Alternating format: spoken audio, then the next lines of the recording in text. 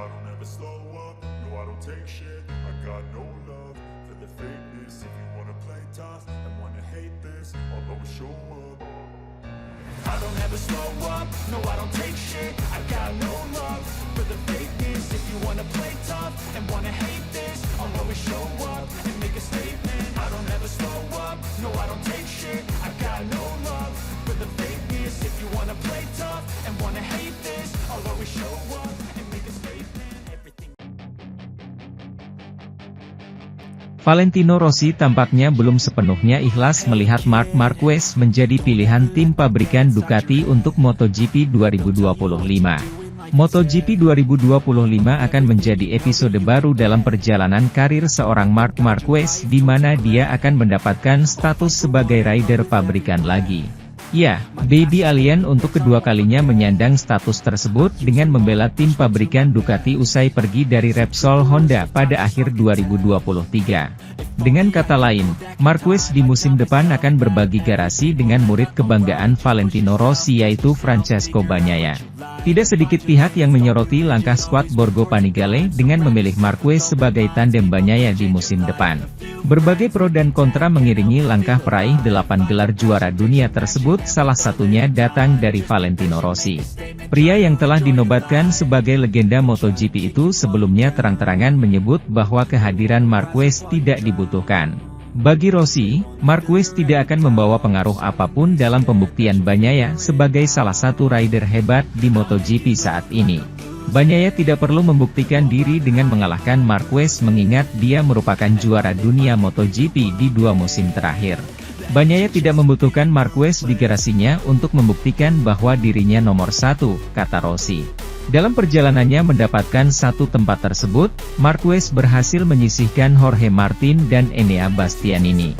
Pada musim 2024 sendiri bersama Gresini Racing, pembalap berusia 31 tahun itu menunjukkan performa menjanjikan dengan meraih 4 podium. Adapun untuk sesi sprint race sendiri, Marquez sudah 5 kali mampu memijakkan kakinya di podium. Selain karena performa musim ini, riwayat Marquez sebagai peraih 6 gelar juara dunia kelas MotoGP juga menjadi pertimbangan tersendiri. Dipilihnya Marquez juga menghadirkan efek yang tidak kecil bagi Ducati selain kehilangan Bastianini dan juga Martin. Mereka juga harus rela Pramac Racing selaku tim satelit mereka saat ini tak lagi menjadi mitra pada musim depan. Sebagai gantinya, Pramac Racing akan resmi menjadi tim satelit Yamaha. Sementara itu, banyak kejutan terjadi pada bursa perpindahan pembalap menuju MotoGP 2025. Seperti Marc Marquez yang akhirnya dipilih Ducati untuk menjadi tandem Pecco Bagnaia. Lalu kejutan besar turut terjadi ketika Jorge Martin justru cabut ke Aprilia sebagai bentuk kekecewaan Ducati memilih Marc Marquez. Namun buat Neil Hudson, ex-pembalap yang kini menjadi pengamat, ada perpindahan pembalap MotoGP 2025 yang menurutnya paling di luar logika. Adalah keputusan Maverick Vinales meninggalkan Aprilia dan hengkang ke Tech 3 KTM. Menurut Hudson, Vinales telah meninggalkan Aprilia jelas-jelas tim pabrikan plus punya motor kompetitif. Sementara Tech 3 KTM memang dianggap skuad pabrikan oleh KTM, namun sebenarnya tim ini hanya lapis kedua pabrikan asal Austria itu. Ditambah secara level motor, KTM masih di bawah Aprilia saat ini. Namun Hudson berpendapat mungkin Vinales sudah mendapat bisikan bahwa dirinya tidak akan diperpanjang kontrak oleh Aprilia untuk MotoGP 2025.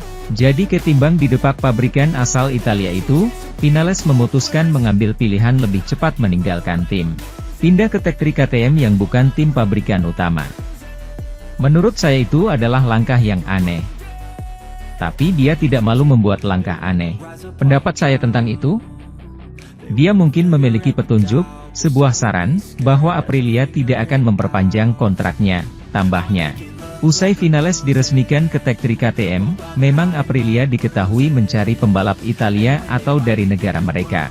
Akhirnya dipilih Marco Bezzecchi sebagai pendamping Jorge Martin di Aprilia pada MotoGP 2025. Ex-pembalap lainnya yang kini jadi pengamat Sylvain Guintoli punya pendapat sama seperti Hudson.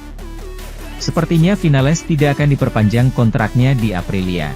Jika Maverick bisa bertahan di Aprilia, dia akan melakukannya, ungkap Guintoli. Titik separuh kalender MotoGP 2024 telah tercapai. 10 balapan akhir pekan telah selesai, 10 balapan lagi masih akan datang. Seperti tahun-tahun sebelumnya, kali ini di pertengahan musim kami melihat secara mendetail statistik musim gugur saat ini. Statistik kecelakaan MotoGP 2024 saat ini dipimpin oleh Marc Marquez dengan 15 kecelakaan. Meskipun ia berganti tim dan pabrikan pada musim dingin dan, untuk pertama kalinya dalam lebih dari satu dekade, tidak lagi berada di pabrikan Honda. Namun di Ducati dari tim Gresini, Marquez tetap setia pada metodenya, mendorong batas. Dengan mengikutinya batas mendekat dari atas. Dengan 15 kali terjatuhnya, Marc Marquez mengalami 3 kali jatuh lebih banyak musim ini dibandingkan rival pertamanya dalam daftar tersebut. Mereka adalah rookie MotoGP Pedro Acosta dan veteran Brad Binder. Keduanya mengemudikan KTM RC16 untuk tim masing-masing Tech 3 Gas dan KTM. Keduanya saat ini mengalami 12 kecelakaan. Mungkin aspek yang paling mengejutkan, pembalap pekerja Honda, Luca Marini, hanya mengalami 3 kali kecelakaan, meskipun, seperti kebanyakan pembalap di lapangan, ia ikut serta dalam semua balapan akhir pekan. Hal ini menjadikan pendatang baru di tim pabrikan Honda tahun ini sebagai pembalap reguler MotoGP 2024 dengan jumlah kecelakaan paling sedikit di pertengahan musim. Marini belum pernah mengalami kecelakaan pada balapan minggu musim ini. Pada pembuka musim di Lusail, Qatar, ia terjatuh saat latihan pada Jumat malam. Pada akhir pekan kedua musim ini di Portimao, Portugal, pada latihan bebas pertama pada hari Jumat, dan pada akhir pekan keempat musim ini di Jerez, Spanyol, dalam sprint pada hari Sabtu. Akhir pekan Jerez terjadi pada akhir April. Sejak saat itu, Marini berhasil melewatinya tanpa terjatuh. Itu luar biasa. Tepat setahun lalu, statistik kecelakaan MotoGP pertengahan musim 2023 dipimpin oleh dua pebalap pabrikan Honda saat itu, Marc Marquez dan Joan Mir. Saat itu, dia menyumbang total 30 kali jatuh. Sementara itu, meski belum diumumkan secara resmi semuanya, namun jelang MotoGP musim 2025, susunan pembalap 21 dari 22 motor yang tersedia sudah ditentukan.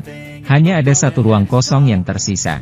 Ini adalah motor kedua dari Pramac Racing Team yang memungkinkan Yamaha akhirnya kembali menampilkan 4 sepeda motor di lapangan, bukan hanya 2. Pabrikan sepeda motor asal Jepang Yamaha, hingga beberapa tahun lalu menjadi dominator kelas Premier dengan juara-juara seperti Valentino Rossi, 2004, 2005, 2008, 2009, Jorge Lorenzo, 2010, 2012, 2015, dan baru 3 tahun lalu, 2021, Fabio Quartararo, kehilangan keunggulan kompetitif dibandingkan pabrikan Eropa, terutama dibandingkan Ducati. Poin krusial yang membuat kesenjangan semakin besar, adalah ketika Yamaha kehilangan tim satelitnya di penghujung musim 2022 akibat perselisihan dengan Razlan Razali, pemilik tim RNF. Arti penting hilangnya tim satelit tidak disadari oleh para eksekutif Yamaha saat itu.